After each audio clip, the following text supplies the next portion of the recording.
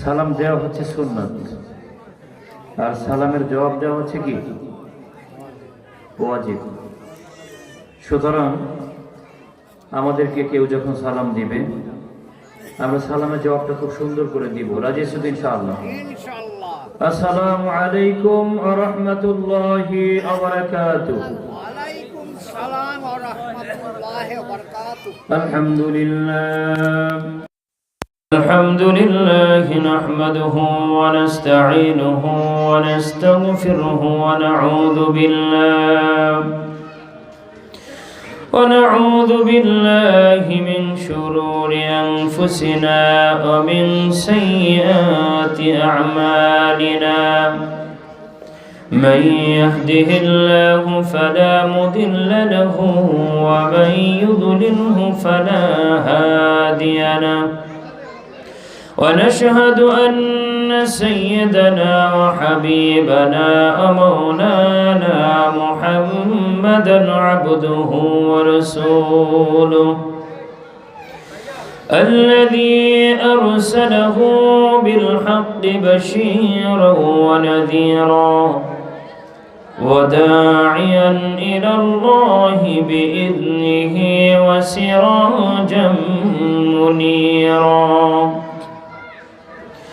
فقد قال الله تعالى في كلامه المجيد والفرقانه الحميد: أعوذ بالله من الشيطان الرجيم.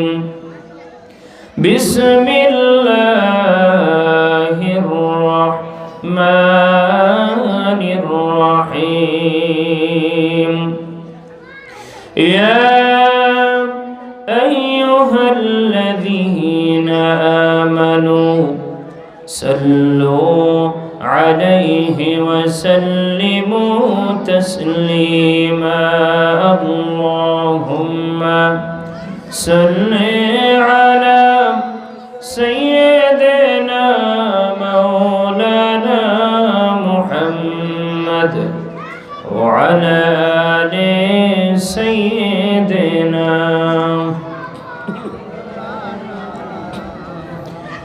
কত কাফির বেঈমানেরা দেখলো সোনার নবীকে, উতবা শাইবা আবু জাহেল দেখলো মোদের নবীকে, উম্মত হয়ে না পাই দেখা, দুঃখ রইল অন্তরে। আল্লাহুম্মা সাল্লি আলা সাইয়্যিদিনা মাওলানা মুহাম্মদ ওয়া আলা আলি সাইয়্যিদিনা محمد. بلغ العلا بكماله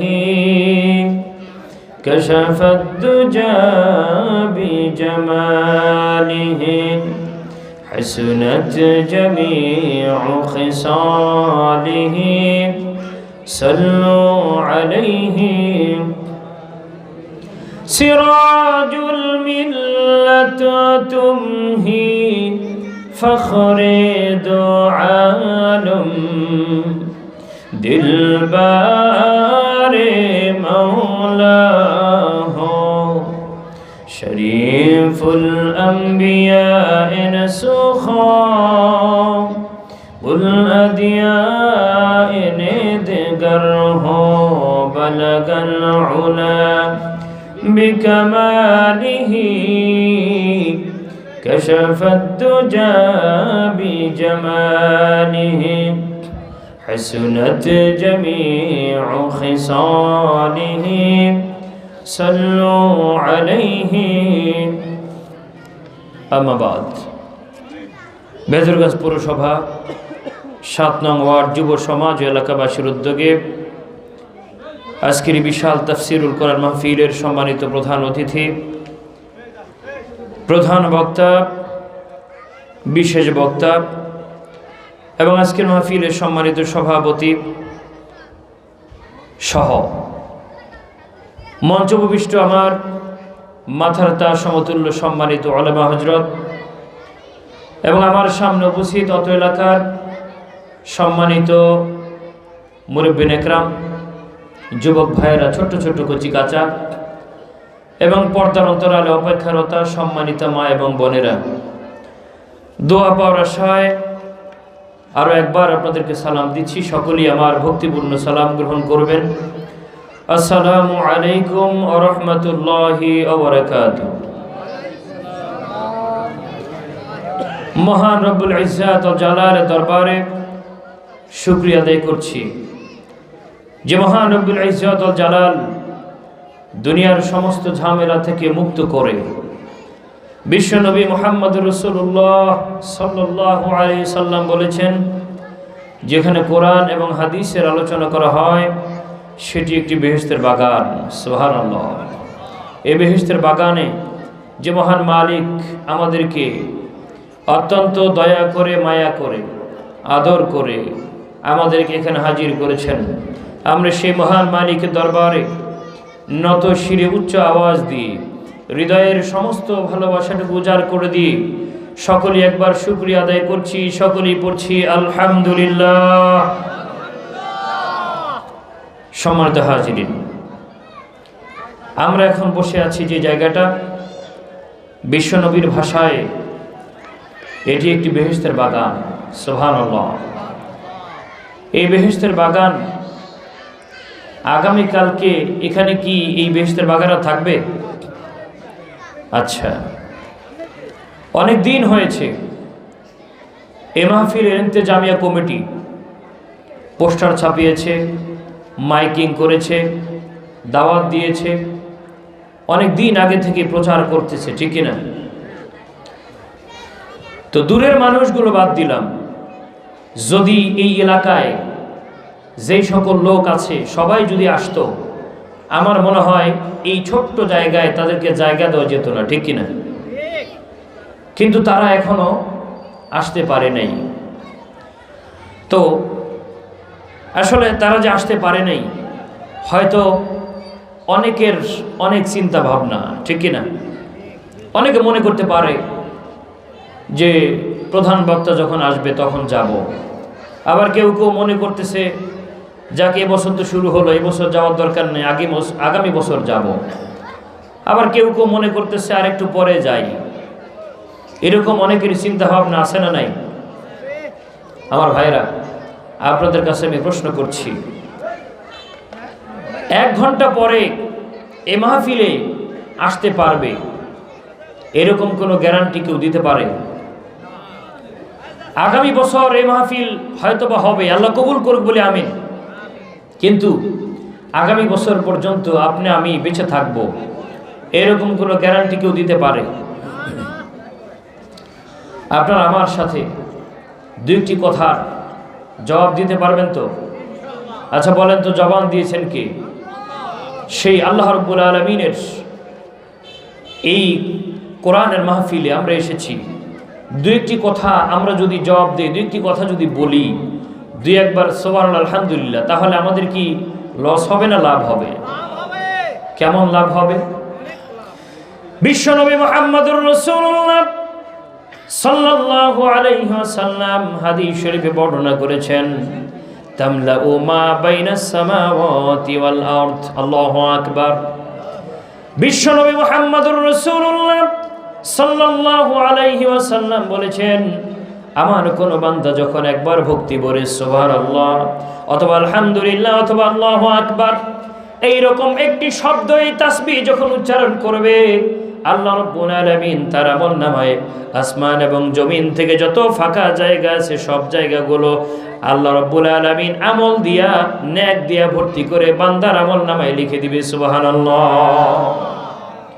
তাহলে এই আল্লাহ পাকের দেওয়া এই জবান ছেড়ে দিয়ে আমরা সবাই যদি 2-1টা কথা বলতে হয়, জবাব দিতে হয়, তাহলে দিতে পারবো তো ইনশাআল্লাহ?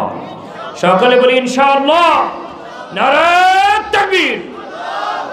আল্লাহ কবুল করুন বলে আমিন।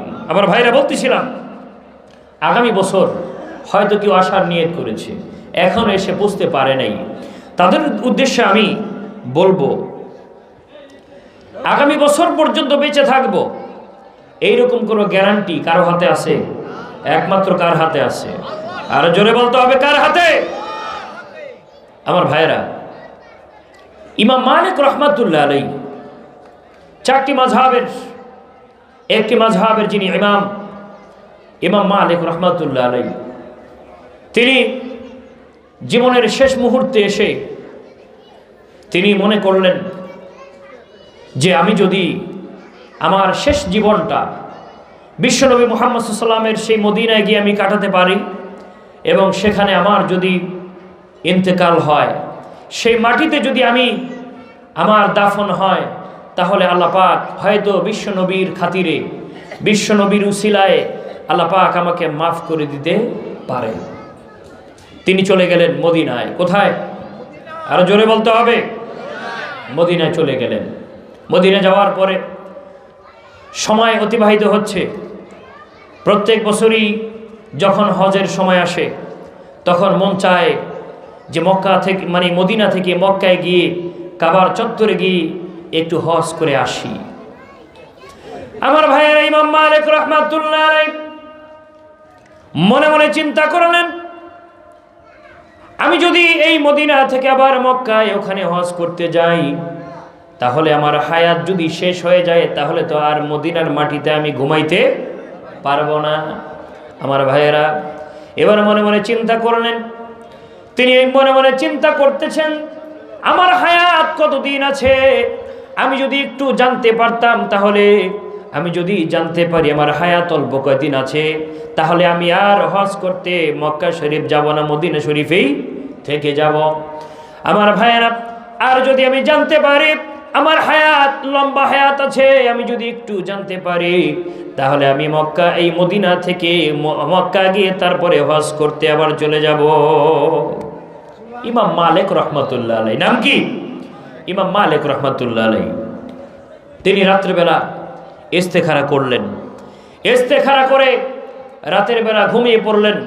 মনে মনে চিন্তা করলেন, কোনোভাবে স্বপ্ন যোগে হলেও যদি আমি জানতে পারতাম যে আমার হায়াত লম্বা হায়াত আছে, তাহলে আমি কি করব? আমি তাহলে মদিনা থেকে মক্কায় হজ করতে যাব। আমার ভাইয়েরা, ইমাম মালিক রাহমাতুল্লাহ আলাইহি রাত্রিবেলা ইস্তেখারা করে নামাজ আদায় করে তারপরে ঘুমিয়ে গেলেন। স্বপ্ন যোগে বিশ্বনবী রাহমাতুল লিল আলামিন তাকে দেখা দিয়ে দিলেন। সুবহানাল্লাহ। আর আস্তে কোন। আমার ভাইয়েরা, একটা হাদিস বলি, যেই ব্যক্তি জীবনে বিশ্বনবী মুহাম্মদুর রাসূলুল্লাহ সাল্লাল্লাহু আলাইহি সাল্লামকে একবার স্বপ্নে দেখবে, ওই ব্যক্তির জন্য জাহান্নামের আগুন আল্লাহ পাক হারাম করে দিবে। আমার ভাইয়েরা, ইমাম মালিক রাহমাতুল্লাহ আলাইহি স্বপ্ন দেখতেছেন বিশ্বনবী মুহাম্মদ সাল্লাল্লাহু আলাইহি ওয়াসাল্লাম তার সামনে হাজির হয়ে গেছে। হাজির হয়ে বিশ্বনবীর ডান হাতটা এইভাবে করে ইমাম মালিক রাহমাতুল্লাহ আলাইহিকে দেখায়া তারপরে বিশ্বনবী স্বপ্ন থেকে বিদায় নিয়ে চলে গেলেন। তিনি জানতে চেয়েছিলেন কি তার হায়াত কতদিন আছে। এখন তিনি বিশ্বনবী স্বপ্ন যোগে দেখাইলেন হাতের কয়টা আঙ্গুল? আর জোরে বলতে হবে, 5টা। এখন তিনি মনে মনে চিন্তা করলেন, আমাকে আল্লাহ রসুল স্বপ্ন যোগে হাতের আঙ্গুল দেখাইলেন 5টা। এখন এই 5টা আঙ্গুলে হতে পারে 5 ঘন্টা, হতে পারে 5 দিন, হতে পারে 5 মাস, হতে পারে 5 বছর, ঠিক কিনা? তিনি বুঝতে পারলেন না। সকালবেলা ঘুম ভেঙে সকালবেলা তৎকালীন সময়ে স্বপ্নের সুন্দর তাবির করতে পারতেন। তৎকালীন সময়ে আল্লাহর একজন ওলি, নাম ছিলেন ইমাম সিরিন রহমাতুল্লাহ আলাইহি। নাম কি? ইমাম সিরিন রহমাতুল্লাহ আলাইহি। আমার ভাইয়েরা, সকালবেলা তার এক খাদেমকে পাঠিয়ে দিলেন, যাও গিয়ে বলো এক ব্যক্তি রাতের বেলা এইরকম স্বপ্নে দেখেছে। আমার ভাইয়েরা, তার এক খাদেমকে পাঠিয়ে দিলেন। খাদেম গিয়ে ইমাম সিরিন রহমাতুল্লাহ আলাইহি গিয়ে বললেন, হুজুর গত রাতে এক ব্যক্তি এইরকম স্বপ্ন দেখেছে। বললেন, কে দেখেছে? বললেন, তার নাম বলা যাবে না। বলল, নাম যদি না বলা যায় তাহলে স্বপ্নের তাবিরও করা যাবে। সুবহানাল্লাহ বলেন। আমার ভাইয়েরা, তিনি চলে গেলেন। ইমাম মালিকের কাছে যখন বললেন, এবার ইমাম মালিক রহমাতুল্লাহ আলাইহি বললেন, যাও এবার গিয়ে বলবেন, এবার গিয়ে তুমি বলবা যে জমানার শ্রেষ্ঠ আলেম ইমাম মালিক রহমাতুল্লাহ আলাইহি স্বপ্নে দেখেছে। বললেন, ইমাম মালিক রহমাতুল্লাহ আলাইহি স্বপ্নে দেখেছে। ইমাম সিরিন রহমাতুল্লাহ আলাইহি বললেন, হ্যাঁ, এইরকম স্বপ্ন যেন তেন কোনো মানুষ দেখতে পারে না। এইরকম স্বপ্ন দেখার যোগ্যতা একমাত্র বর্তমান জামানায় ইমাম মালিক রহমাতুল্লাহ আলাইহি আছে। সুবহানাল্লাহ। আমার ভাইয়েরা, এবার ইমাম সিরিন রহমাতুল্লাহ আলাইহি স্বপ্নের ব্যাখ্যা করে দিলেন। স্বপ্নের ব্যাখ্যায় তিনি যেই কথাটা বললেন, আঙ্গুল দেখাইছিলেন কয়টা? আরো জোরে বলতে হবে, কয়টা? আমার ভাইয়েরা, এই স্বপ্নের মধ্যে যে 5টা আঙ্গুল দেখাই দিলেন, আল্লাহ রাব্বুল আলামিন এই স্বপ্নের এই 5টা আঙ্গুলের মধ্যে কি হিকমত আছে, এই হিকমতের 5টা কথা আল্লাহ রাব্বুল আলামিন কোরআনুল কারীমের ভিতরে লিখে দিয়েছে। পবিত্র কোরআনুল কারীমের একটি সূরার নাম হচ্ছে সূরাতুল লোকমান। সূরার নাম কি? সূরাতুল লোকমান। আল্লাহ রাব্বুল আলামিন এই লোকমান নামে, লোকমান হাকিম নামে আমরা যাকে চিনি, জানি না আমরা? লোকমান হাকিম, তিনি কোনো নবী ছিলেন না, তিনি সাধারণ মানুষ ছিলেন। অথচ আল্লাহ রাব্বুল আলামিন তার নামে একটি সূরা দিয়ে দিলেন। সুবহানাল্লাহ। কারণ হচ্ছে তিনি তার জীবনে এমন কিছু কাজ করেছিলেন, তার সন্তানকে এমন কিছু উপদেশ দিয়েছিলেন, যেই উপদেশগুলো আল্লাহ পাকের কাছে এত ভালো লেগেছে, যার কারণে আল্লাহ রাব্বুল আলামিন তার নামে পবিত্র কোরআনের মধ্যে একটি সূরা লিখে দিয়েছেন। সুবহানাল্লাহ। আমার ভাইয়েরা, ইমাম সিরিন রহমাতুল্লাহ আলাইহি স্বপ্নের তাবির করে দিলেন, ব্যাখ্যা করে দিলেন। বললেন, গিয়ে বলবে, ইমাম মালিক রহমাতুল্লাহ আলাইহি গিয়ে বলবে, আল্লাহ রাব্বুল আলামিন এই যে স্বপ্ন যোগে বিশ্বনবী যে 5টা আঙ্গুল দেখিয়েছে, এই 5টা আঙ্গুলের মানে হচ্ছে আল্লাহ রাব্বুল আলামিনের কাছে এমন 5টা ইলম আছে, এমন 5টা বিষয় আছে, এই 5টা বিষয় দুনিয়ার কোনো মানুষ তো দূরের কথা, বিশ্বনবী মুহাম্মদ সাল্লাল্লাহু আলাইহি সাল্লামও জানেন না। আমার ভাইয়েরা, কি সেই 5টা বিষয়? এই 5টা বিষয়ের মধ্যে আমি যেই কথা নিয়ে শুরু করেছিলাম, আমার কথার যে উদ্দেশ্য সেটা হচ্ছে, অনেক মানুষ এখানে আসতে পারেনি, মনে মনে চিন্তা করতেছে পরে আসবে, বলছিলাম না? সেই কথার জন্য আমি এই কথা নিয়ে এসেছি। আমার ভাইয়েরা, আল্লাহ রাব্বুল আলামিন সূরাতুল লোকমানের ভিতরে শেষ নম্বর আয়াত তথা 34 নম্বর আয়াতে সেই 5টা বিষয়ে দুনিয়ার মানুষদেরকে উদ্দেশ্য করে আল্লাহ রাব্বুল আলামিন সেই কথা এই পবিত্র কোরআনের মধ্যে সূরাতুল লোকমানের ভিতরে 34 নম্বর আয়াতে সুন্দর করে কোট করে দিয়েছে। সুবহানাল্লাহ। শুনতে রাজি আছেন তো ইনশাআল্লাহ? আপনারা কি থাকবেন নাকি ভাগবেন? থাকবেন তো ইনশাআল্লাহ? সকলে বলি ইনশাআল্লাহ। আল্লাহ কবুল করুন, বলি আমিন।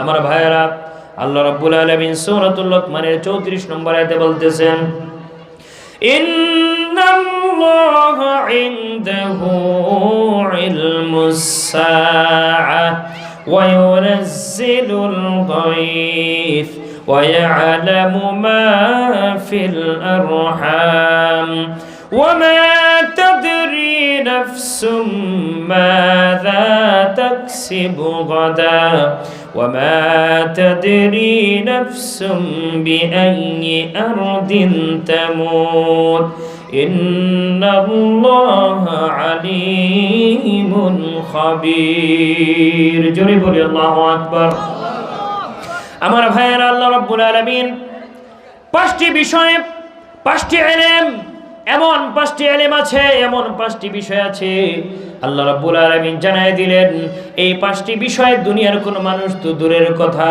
আমি আমার নবী মুহাম্মদ সাল্লাল্লাহু আলাইহি সাল্লামকে জানাই না। সুবহানাল্লাহ। 1 নম্বর হচ্ছে আল্লাহ রাব্বুল আলামিন 1 নম্বরে বললেন ইন্নাল্লাহা ইনদাহু ইলমুস সাআ। আল্লাহ রাব্বুল আলামিন বললেন কিয়ামত কোন দিন হবে, কিয়ামত কবে হবে, এই কথা দুনিয়ার কোনো মানুষ তো দূরের কথা আমার নবী মুহাম্মদ সাল্লাল্লাহু আলাইহি সাল্লামও জানে না। কিয়ামত হবে তো, কিয়ামত হবে কি না আমার ভাইরা? কিয়ামত হবে, কিন্তু কিয়ামত কবে হবে এই কথা বিশ্ব নবীও জানেন না।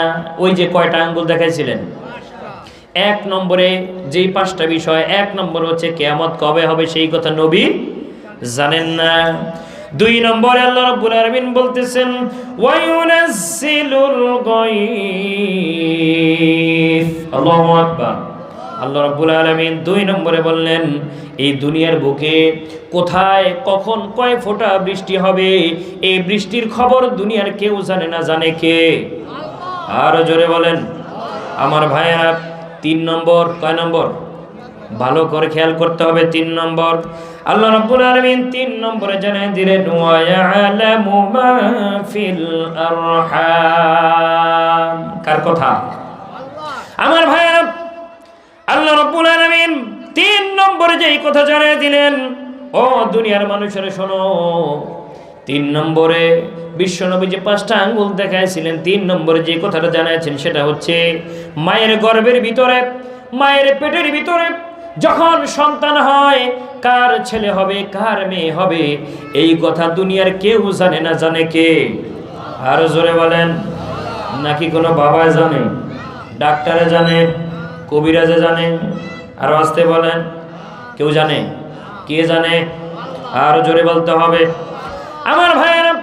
আল্লাহ রাব্বুল আলামিন এই বিষয়ে সূরাতুর রাদের ভিতরে 8 নম্বর আয়াতে আবার সুন্দর করে বললেন আল্লাহু ইয়ালামু মা তাহমিলু কুল্লু উনসা ওয়া মা তাগীদুল আরহাম ওয়া মা তাজদাদু ওয়া কুল্লু শাইইন ইনদাহু বিমিকদার। জোরে বলি আল্লাহু আকবার।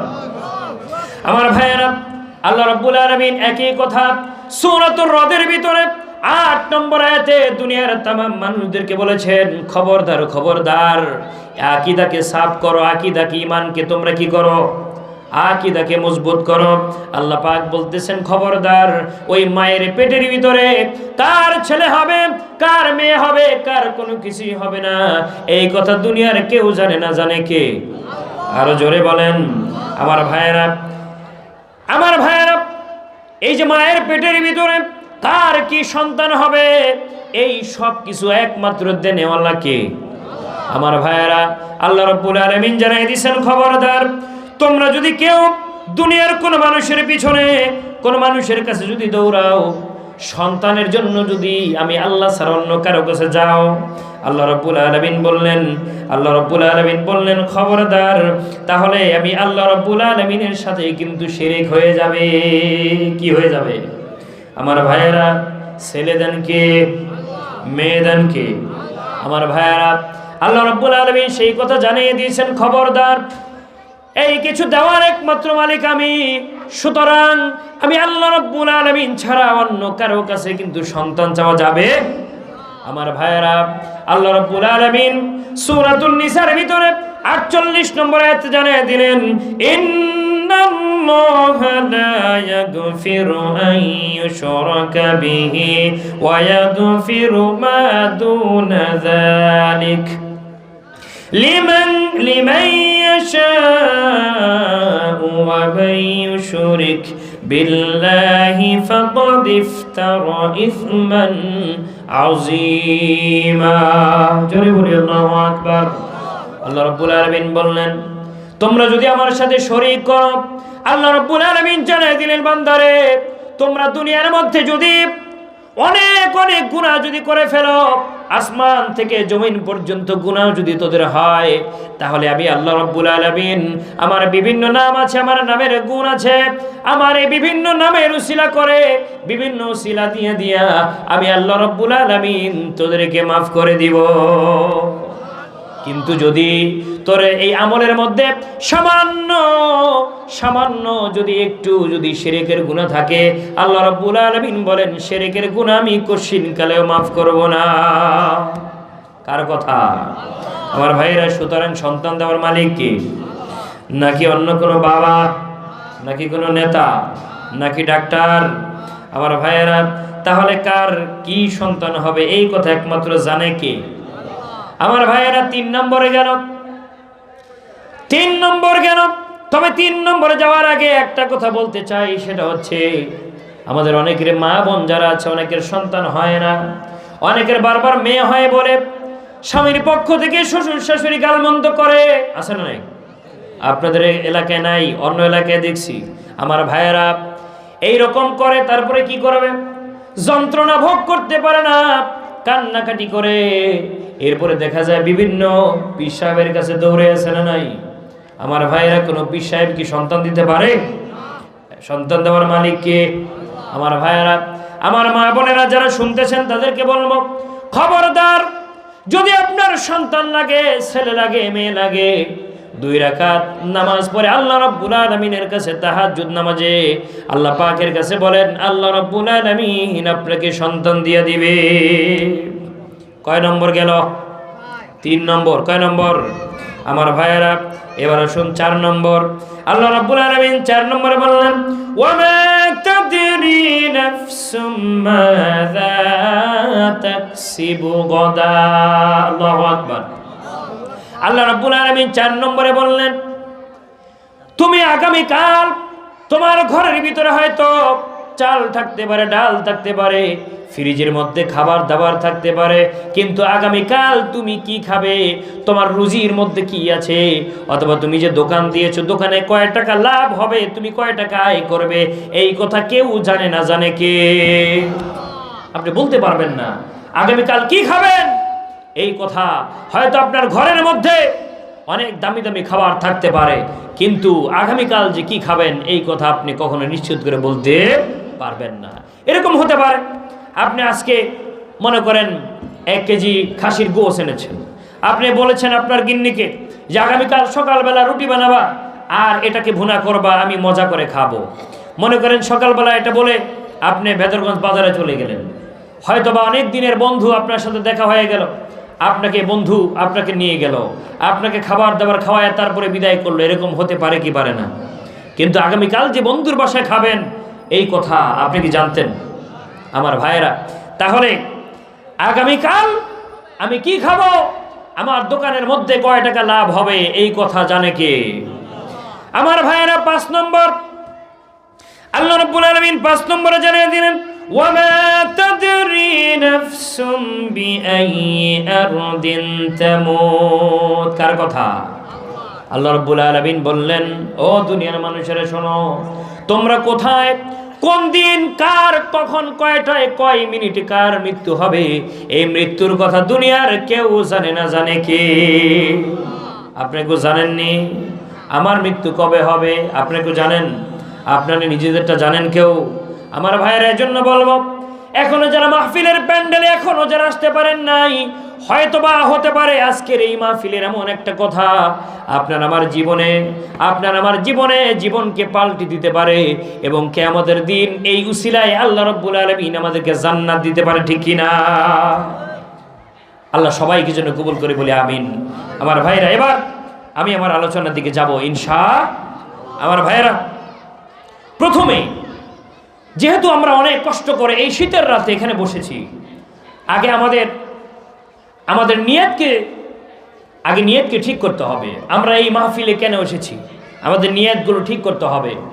এই মাহফিল, এই কষ্ট করে আমরা এখানে এসেছি, আমরা কিছু আওয়াজ শুনলাম আর আওয়াজ শুনে বাড়ি চলে গেলাম, আমরা কোনো কিছু এখান থেকে আমল করলাম না, নিতে পারলাম না, কোনো লাভ আছে বলেন তো? কোনো লাভ নেই। সুতরাং আমরা প্রথমেই এইরকম নিয়ত কি আমরা করতে পারি যে আজকে আমরা এই মাহফিলে যে কথাগুলো শুনবো এই কথাগুলো হুজুরকে দেখতে কিরকম দেখার দরকার নেই, হুজুরের কণ্ঠ কিরকম এটার দরকার নেই। আমার দরকার হচ্ছে তিনি যে কথাগুলো বললেন এই কথা থেকে আমার জীবনে কি কি ভুল আছে, এই ভুলগুলো আমরা শুধরে নিব এবং কোন জিনিসটা আমাদের মধ্যে গ্যাপ আছে এই গ্যাপটা আমরা পূরণ করব। এইরকম নিয়েতে আমরা সকলেই আজকে আমরা মাহফিল শুনবো। সবাই রাজি আছি তো ইনশাআল্লাহ? সকালে দুহাত তুলে আল্লাহকে বলি নারায়ে তাকবীর। আল্লাহ কবুল করুন বলি আমিন। আমার ভাইয়েরা, আরেকটি বিষয় হচ্ছে আল্লাহ রাব্বুল আলামিন এই যে আমরা কোরআন হাদিসের আলোচনা শুনতেছি, এই কোরআন হাদিস এটা শোনার একটি আদব আছে না নাই? আদব আছে। আমার ভাইয়েরা, এই আদব সম্পর্কে আল্লাহ রাব্বুল আলামিন নিজেই পবিত্র কালামুল্লাহ শরীফের মধ্যে বলে দিয়েছেন।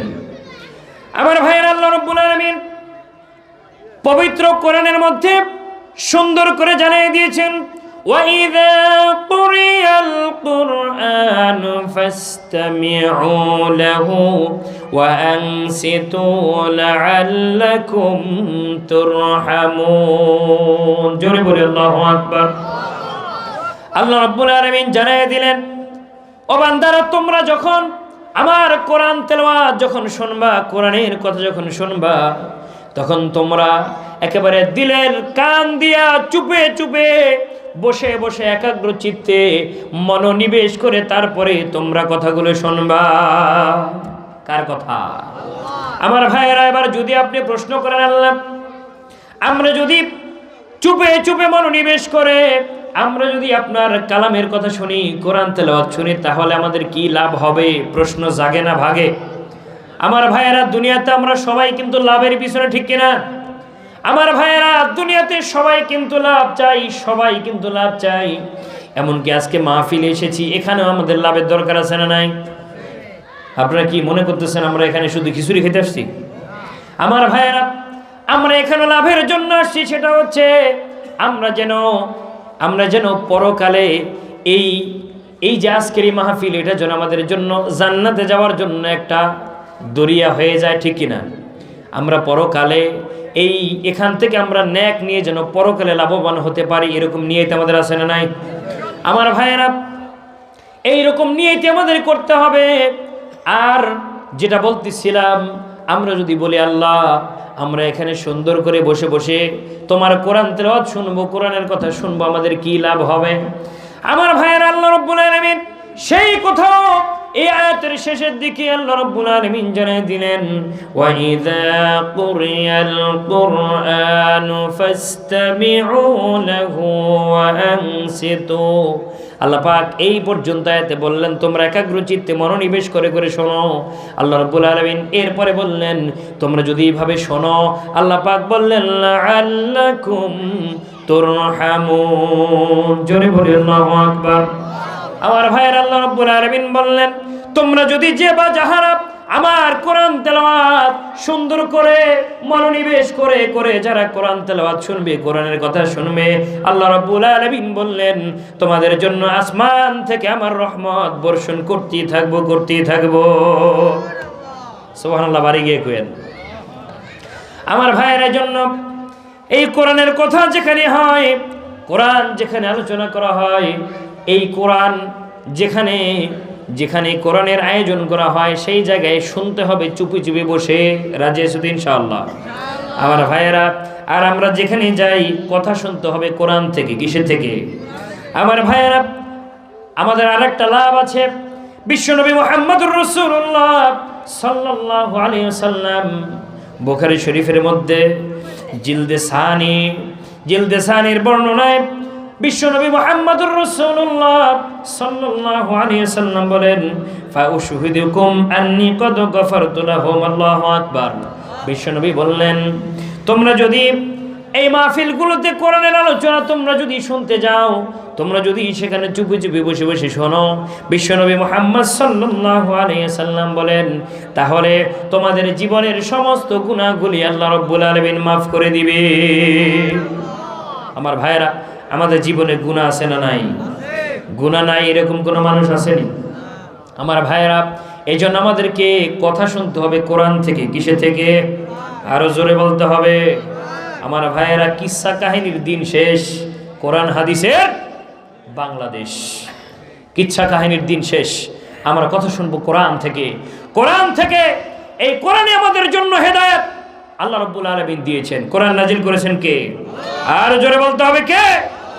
আল্লাহ রাব্বুল আলামিন সূরাতুল হাশরের মধ্যে, পবিত্র কোরআন শরীফের 59 নম্বর সূরার নাম হচ্ছে সূরাতুল হাশর। সূরাতুল হাশর আয়াত নম্বর 7। আল্লাহ রাব্বুল আলামিন আয়াতের শেষের দিকে বলতেছেন, মা আতাকুমুর রাসূলু ফাখুযুহু ওয়া মা নাহাকুম আনহু ফান্তাহু। কার কথা? আল্লাহ রাব্বুল আলামিন বললেন, আল্লাহ রাব্বুল আলামিন দুনিয়ার সমস্ত বান্দাদেরকে জানাই দিলেন, ও বান্দারা, আমার রাসূল মুহাম্মদুর রাসূলুল্লাহ সাল্লাল্লাহু আলাইহি ওয়াসাল্লাম তোমাদের কাছে যা নিয়ে গেছেন, কি নিয়ে গেছেন? কোরআন। কি নিয়ে আসছেন? আরো জোরে বলতে হবে। সেই কোরআন, আল্লাহ রাব্বুল আলামিন এই কোরআনের মধ্যে তোমাদেরকে যা দিয়েছেন, যা কিছু তোমাদের জন্য আমল করার জন্য বলেছেন সেটা আমল করো, আর যেগুলো বাদ দিতে বলেছে, বর্জন করতে বলেছে, সেগুলো বর্জন করো। কার কথা? আমার ভাইয়েরা, আল্লাহ রাব্বুল আলামিন পবিত্র কোরআনের 6 নম্বর সূরা সূরাতুল আনামের ভিতরে 155 নম্বর আয়াতে কোরআন সম্পর্কে আল্লাহ পাক বলতেছেন, হাযা কিতাবুন আনজালনাহু মুবারাকুন ফাত্তাবিউহু ওয়াত্তাকু লাআল্লাকুম তুরহামুন। আল্লাহু আকবার। আল্লাহ রাব্বুল আলামিন বললেন, তোমাদের জন্য হাযা কিতাবুন, যে কিতাব আনজালনাহু আমি নাজিল করেছি। কিতাব নাজিল করেছেন কে? আমার ভাইয়েরা, আল্লাহ রাব্বুল আলামিন বললেন, হাযা কিতাবুন আনজালনা, এই যে কিতাব আমি নাজিল করেছি, কিতাব হলো মুবারাকুন, এটা হচ্ছে তোমাদের জন্য কল্যাণময়। আল্লাহু আকবার। কোরআন হচ্ছে আমাদের জন্য কি? কল্যাণময়। আল্লাহ রাব্বুল আলামিন বললেন, ফাত্তাবিউহু ওয়াত্তাকু, তোমরা কি করো? এটা অনুসরণ করো আর ভয় করো। কাকে? আরো জোরে বলেন, ভয় করতে হবে কাকে?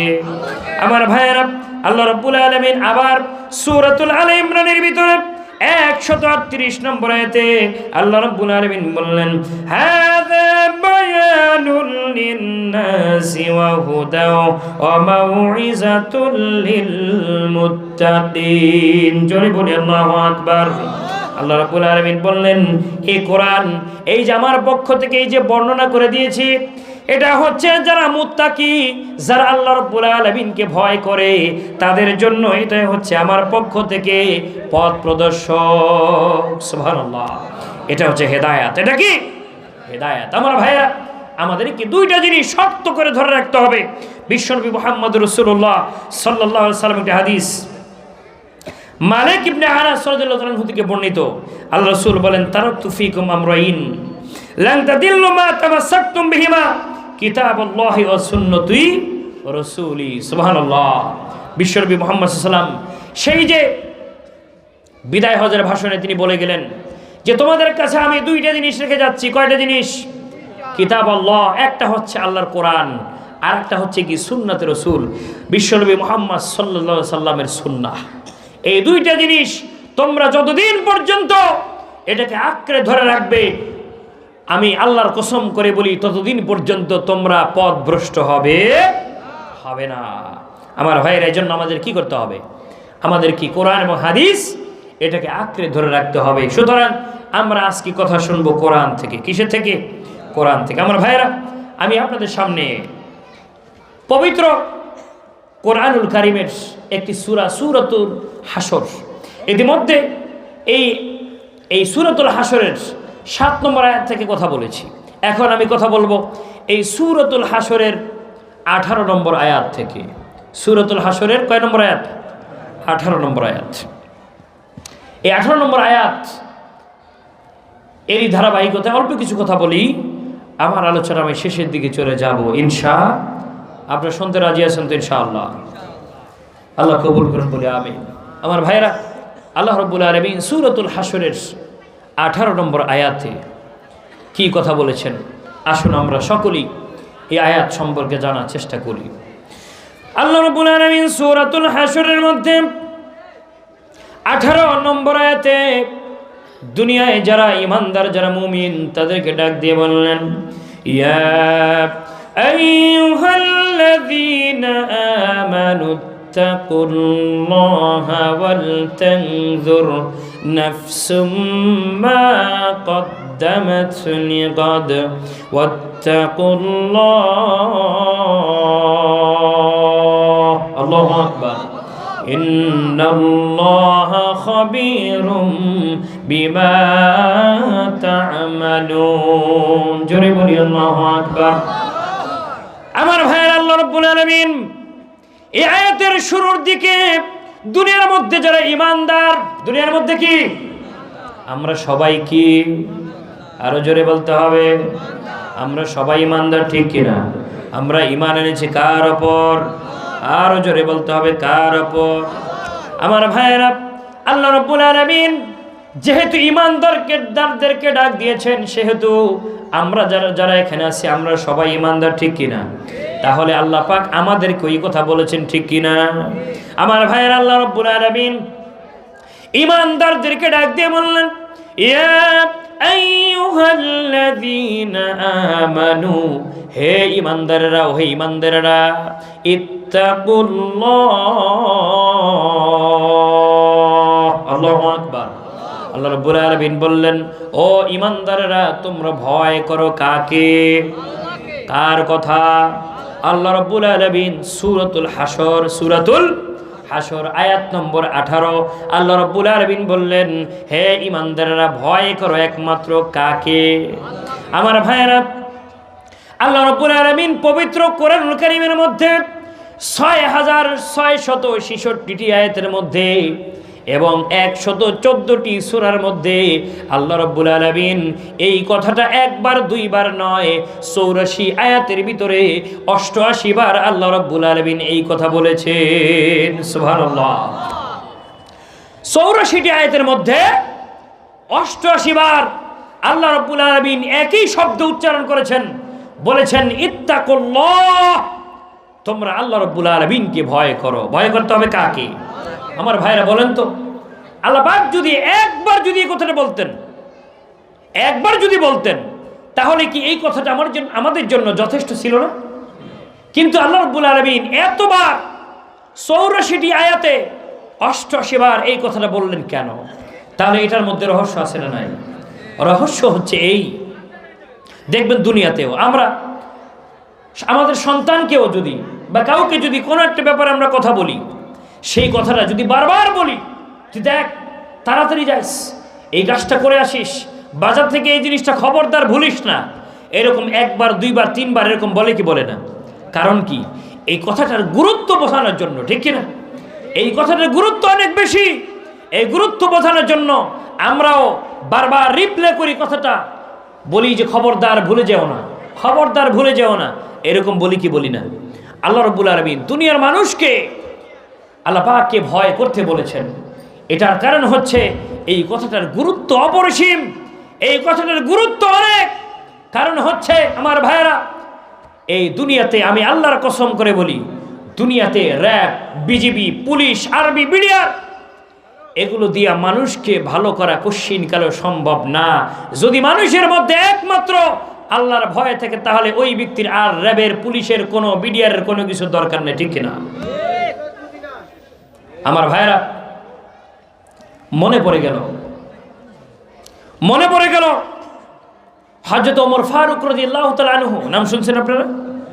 দ্বিতীয় খলিফা হযরত ওমর ফারুক রাদিয়াল্লাহু তাআলা আনহু, তার ছেলের নাম হচ্ছে আব্দুল্লাহ। কি নাম?